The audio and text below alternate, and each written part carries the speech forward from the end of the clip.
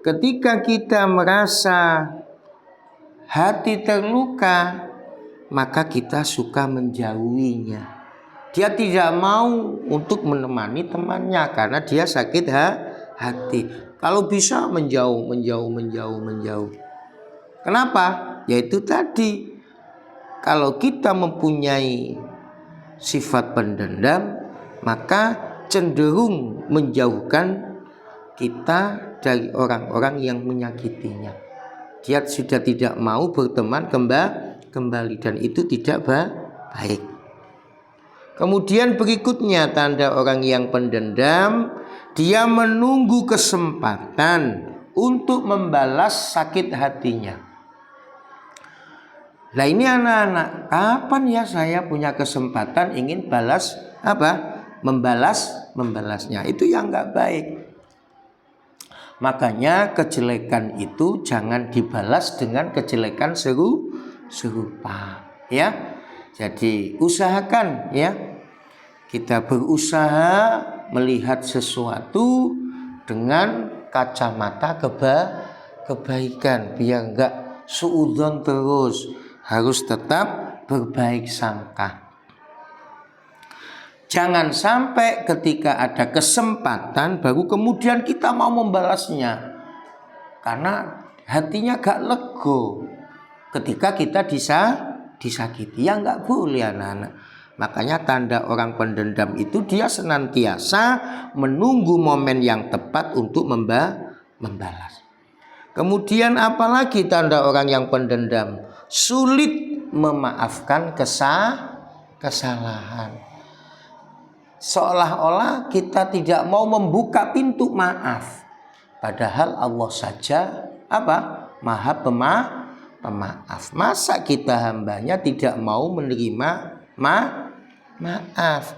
Tugas kita meminta maaf. Jika kemudian yang kita mintai dia tidak menerima maaf dari kita, itu bukan urusan kita, tapi urusan dia dengan Allah Subhanahu wa ta'ala. Makanya tugas kita hanya meminta maaf. Jangan sampai sekali kita hidup, ya, kita masih punya kesalahan dengan orang lain. Nah inilah anak-anak, ya, apalagi sebentar lagi kita memasuki bulan suci Ramadan, ya.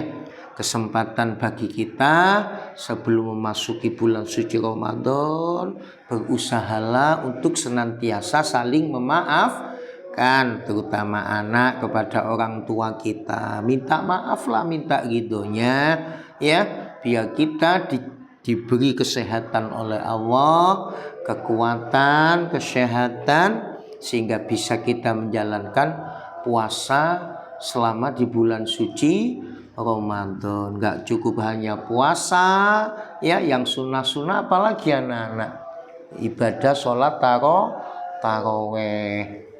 Usahakan jangan bolong-bolong. Semangat hanya tanggal 1, 2, 3 seminggu, sisanya gak semangat. Nah ini yang gak boleh. Tetap istiqomah puasa kita sampai di penghujung Ramadan, ya. Usahakan istiqomah ibadah sholat taraweh kita, ya. Tadarus Al-Qur'annya jangan lupa, iya. Kesempatan bagi kita untuk tidak hanya membaca Al-Quran, tapi mempelajari Al-Quran sehingga kita bisa mengamalkan isi kandungan Al-Quran. Di samping itu anak-anak memperbanyak sedekah, ya. Kalau nggak punya kurma, ya air putih, ya. Karena pahalanya dilipat gandakan oleh Allah Subhanahu wa ta'ala. Kemudian perbanyak untuk semangat belajarnya, selamat tolabul ilminya, semangat ngajinya, karena nilai kebaikannya dilipat gandakan oleh Allah Subhanahu wa ta'ala, ya. Lalu setelah itu jangan lupa zakat fitrahnya, ya. Jangan lupa zakat malnya, biar jiwa kita bersih, harta kita juga bersih, kita berikan kepada mereka yang berhak menerimanya.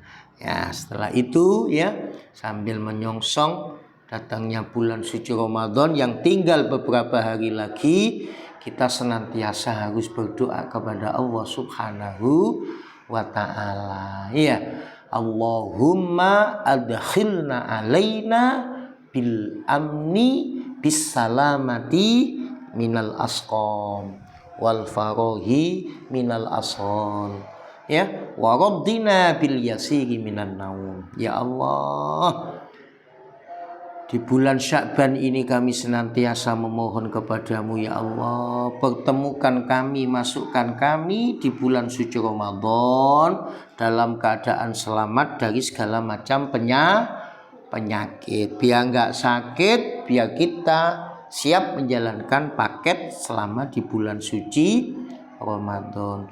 Longgar dari segala kesibukan, ya Allah. Berilah kerelaan kepada kami untuk tidak banyak tidur ketika puasa. Meski tidurnya orang yang berpuasa itu ibadah, tapi usahakan ya jangan sampai hanya diisi dengan tidur, ya. Hidupkan, kemudian i'tikaf di masjid, memperbanyak membaca Al-Quran, berusaha untuk thalabul ilmi di bulan suci Ramadan, ya. Kemudian ikuti kajian-kajian baik kultum, ya, menjelang kultum atau kajian subuh dan seterusnya, ya. Kesempatan bagi kita untuk memperbanyak amal soleh, ya.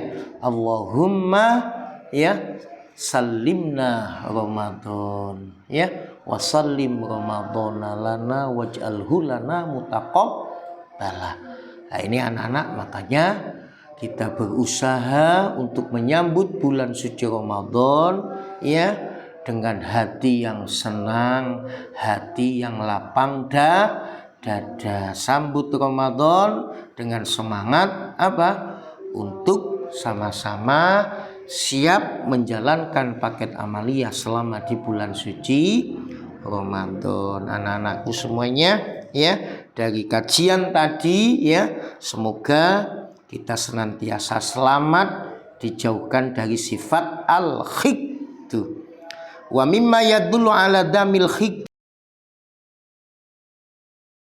celaan atas sifat dendam, itu diantaranya qaulun Nabi sallallahu alaihi wasallam, ya, al mu'min laisa bihukudin, al mu'min laisa bihakudin, orang mukmin adalah bukan seorang pendendam, ya.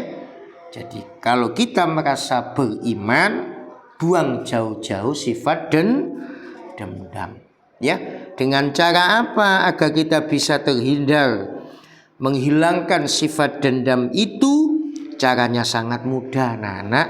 Memaafkan, ya, menerima dengan lapang dada, berpikir positif, ya, kemudian introspeksi, ya, mengisi waktu dengan kesibukan-kesibukan yang bermanfaat, selalu berzikir kepada Allah Subhanahu wa ta'ala, mengalihkan pikiran dan perasaan, ya, hal-hal yang dianggap jelek kita hilangkan jauh-jauh, ya. Kita berusaha membuka pintu maaf, ya. Kita jangan sampai suudzon, ya. Kita harus husnudzon baik kepada Allah maupun kepada sesama manusia. Ingat, al-mu'min laisa bihakudin. Anak-anakku semuanya, alhamdulillah, setelah bab berkaitan tentang khiqtu, baru setelah itu kita membahas babul hasud. Jadi bab sekarang membahas tentang al-hasud. Bismillahirrahmanirrahim. Al-hasadu utawi sifat hasud, sifat dengki. Huwa utawi hasud iku tamanni zawalin nikmati, arep-arep ilangin nikmat anil ghairi saking wong liya. Wa amma tamanni mislima lil ghair, lan anapun utawi arep-arep sepadane barang kang tetep lil ghairi maring wong liya fayusamma moko iku den arani hibtotan, yaiku arat hibtoh. Anak-anakku semuanya, sekarang babnya berkaitan tentang sifat dengki. Dalam bahasa Arab al-hasud. Apa sih hasud itu? Apa sih dengki itu? Dengki adalah tamanni zawali nikmati, mengharap hilangnya nikmat anil ghairi, dari orang lain. Kamu tahu teman kita lebih kaya, banyak uang jajannya, iya. Di hati kamu kok punya unek-unek jelek, mengharap hilangnya nikmat dari orang lain. Kapan ya dia nggak punya uang? Nah, itu berarti hasud. Nah, itu sangat tercela dan tidak boleh, sangat dibenci Allah Subhanahu. Jadi mengharap hilangnya nikmat dari orang lain, itulah namanya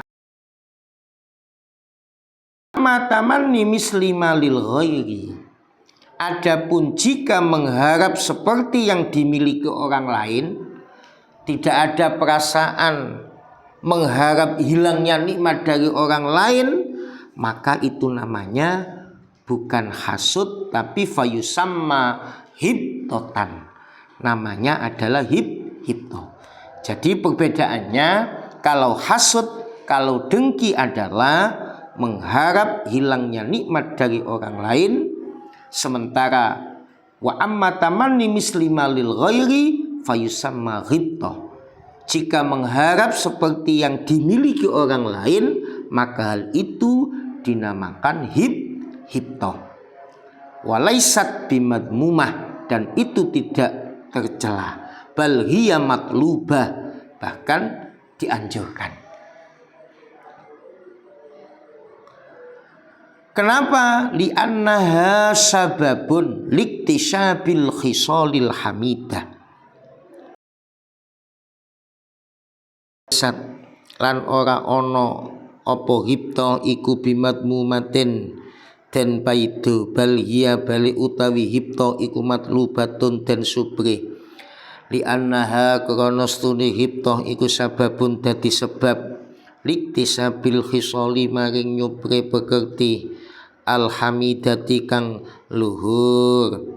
Walidha lan krana arai hibto qala dawu sapa an-nabiyyu sallallahu alaihi wasallam, al mukminu utawi wong mukmin iku yahbitu iri ati, wal munafiku utawi wong munafik iku yaksudu dengki. Anak-anakku semuanya, kalau kita hanya mengharap seperti yang dimiliki orang lain, itu bukan hasud, tapi namanya hibtoh, dan itu tidak tercela, ya, tetapi sangat dianjurkan. Kenapa? Li'annaha sababun liktisabil khisalil hamidah. Karena hibtoh atau rasa iri itu menjadi penyebab untuk menghasilkan sifat-sifat terpuji, yang tidak boleh mengharap hilangnya nikmat dari orang lain. Nah, makanya itu yang nggak boleh. Berarti itu namanya hasud. Tapi jika hibto hanya sekedar mengharap seperti apa yang dimiliki orang lain, itu nggak apa-apa. Kenapa? Li'annaha sababun liktisabil khisalil hamidah. Karena hal itu bisa menyebabkan menghasilkan sifat-sifat yang terpuji. Oleh karena itu walida qala sallallahu alaihi wasallam, ya, Rasulullah sallallahu alaihi wasallam bersabda, al mukmin yahbitu. Orang mukmin itu yahbit, wal munafik Sementara orang munafik adalah yaksud. Yaksud itu hasud, dengki.